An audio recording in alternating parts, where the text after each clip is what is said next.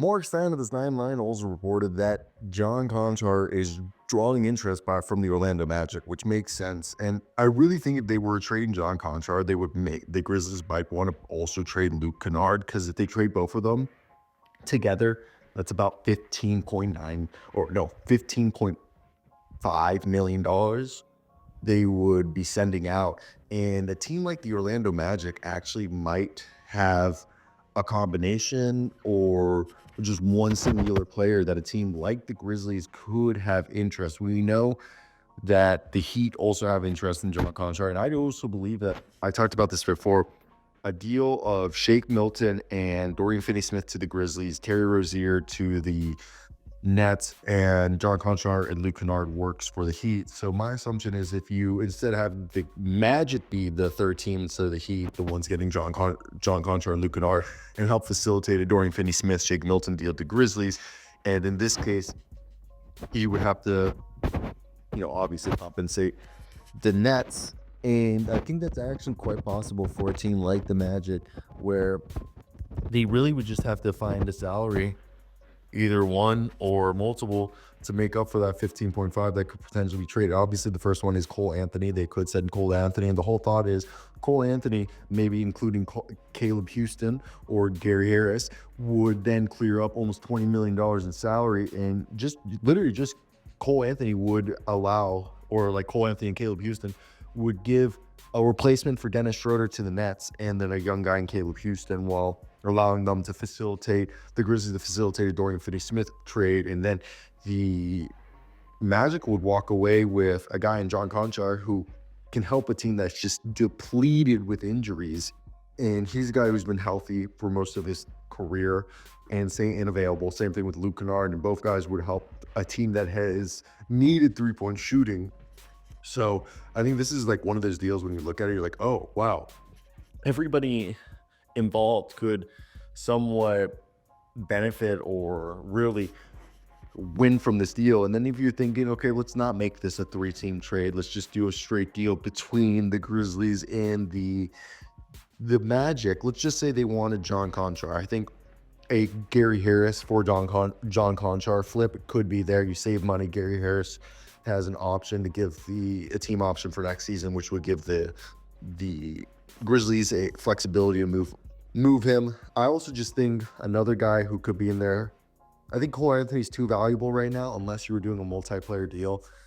And I think you would only trade Cole if you felt that Anthony Black and Jalen Suggs, one or both of them, are going to be available for the rest of the year. But yeah, I think that's the way that I would look at this, just because getting more shooting on this team. And then, yeah, Luke Kennard's not a defender, but John is, and John can play the 2, the 3, even small ball 4. So that's where I would see this. The rest of the video is going to be talking about it from the Heat aspect. So let me just hear your guys' thoughts. And everything I say about the Heat could really be applied in the same context of the Orlando Magic, in my opinion. Yo, what's going on, guys? According to Marc Stein of the Stein Line, the Miami Heat are interested in John Konchar, who's been a longtime Memphis Grizzlies, but now with the rise of Jalen Wells, as well as Santi Aldama, Jake LaRavia, Vince Williams, and even drafting Cam Spencer. He's kind of been pushed out of the rotation. He's a solid swingman, a guy who can play the 2 or 3 and even be a small ball stretch 4 in instances. He's not going to do too much. He's a guy who can shoot, guard, defend, and not do a lot. I want to hear your guys' thoughts. He's making $6.1 billion. So to me, this would have to be probably a 3-team trade. And we talked about this earlier, that the Grizzlies are into Dorian Finney-Smith. And the only player that seems expendable on the Miami Heat's roster is potentially Terry Rozier.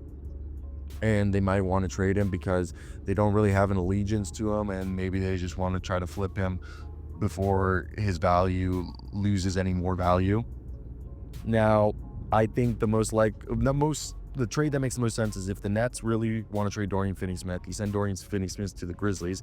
The Grizzlies, if they don't want to move Marcus Smart, and we've heard Luke Kennard, who's an expiring, and John Konchar, who is, I believe, another year on his deal, those two combined is about almost $16 million.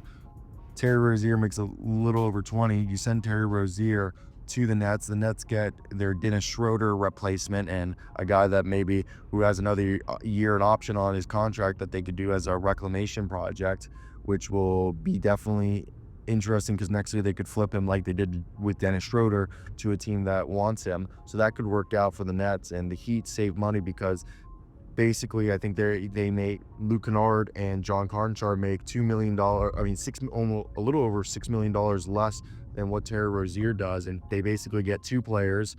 And I think you just look at that contract where like you flip Terry Rozier to the Nets send Dorian Finney-Smith to the Grizzlies, and the Grizzlies send John Konchar and Luke Kennard to the Heat. So not only do the Grizzlies save money, the Heat save money, and the Brooklyn Nets get themselves another guard to replace Dennis Schroeder, who they just traded to the Warriors, who again they could realistically fetch themselves a similar package of several second-round picks for Terry Rozier next year's deadline to a team that's desperate for a guard, or even at the deadline. So you look at that and I think, damn, they really set themselves up there well. And for the Miami Heat, just with the injuries, especially with Drew Smith, I think Keyshawn Johnson's fantastic. And yeah, they brought in Isaiah Stevens, which them bringing in another guard, yeah, Drew Smith got hurt, but it would allow them, getting John Konchar would allow them to really, Jimmy Butler, Tyler, I don't think they're going to trade Jimmy. So I think Jimmy and Tyler Hero really been running the guard stuff. And I know with a deal where you do John Konchar and Luke Kennard, you're getting more three-point shooting. You're getting a lot of connectors and guys who are good. I know Kennard's not the defender that Konchar is, but I think you get depth pieces to help you out. And with 10-day contracts coming up, you could still try to find that in a Markelle Fultz or the point guard market, I will say, is very bare. But in this trade, it's just the problem is that if they try to do anybody else, it's not really possible because of the salaries that the Heat have. That a deal really has to be a Terry Rozier trade, and that has to be a 3-team trade, because I really doubt that the Memphis Grizzlies would have interest in taking on more salary like that. So your whole hope is, okay, Brooklyn Nets, you guys are trying to hold this off, and the Heat are the 6th seed right now, so I think they're really just trying to capitalize, build. And as I said, you have Dorian Finney-Smith making just under $15 million go to the Grizzlies, and the Grizzlies, between Luke Kennard, who's making 9.2, and John Konchar making 6.1, you guys do math, that's 15.3. So they're saving $600,000 in this deal, and with today's cap, that's a lot of money. Okay, it's actually, yeah, 600, about 500,000 they'd be saving.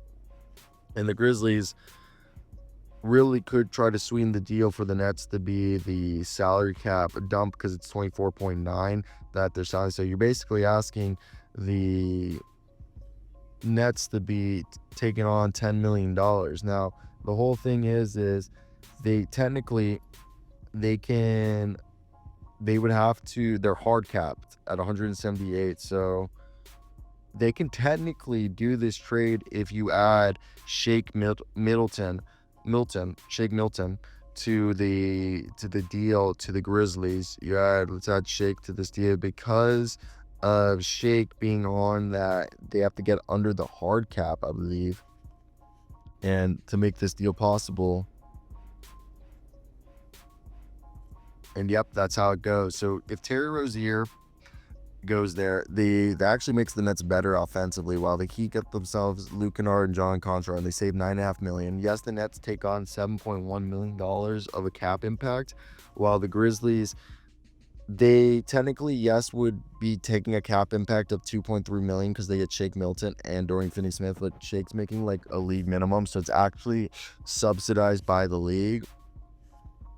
All in all, this is actually a really good deal for all parties involved, and I think it'd be something to watch out for. This is like the most realistic way I think all teams would benefit from improving.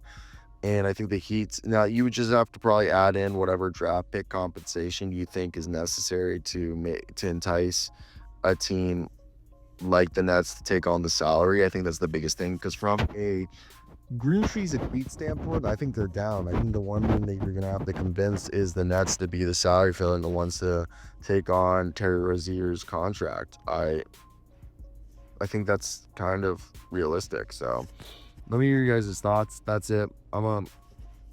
I just can't think of a reason why you wouldn't want to bring in 2 6'5" guys that fit the Heat culture.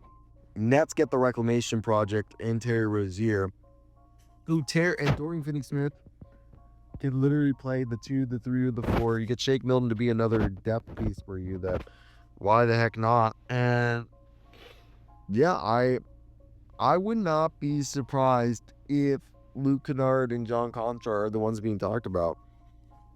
It's pretty crazy. It's pretty crazy.